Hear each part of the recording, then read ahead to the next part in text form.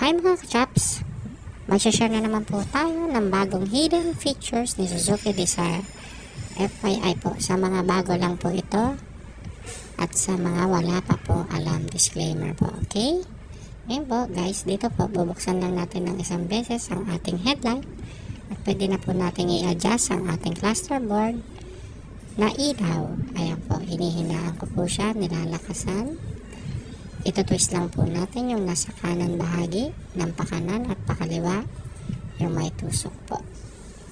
Naway may natutunan kayo rito at please subscribe and follow pa more para sa part 2 ng mga settings at hidden features ni Suzuki Dzire. Thank you!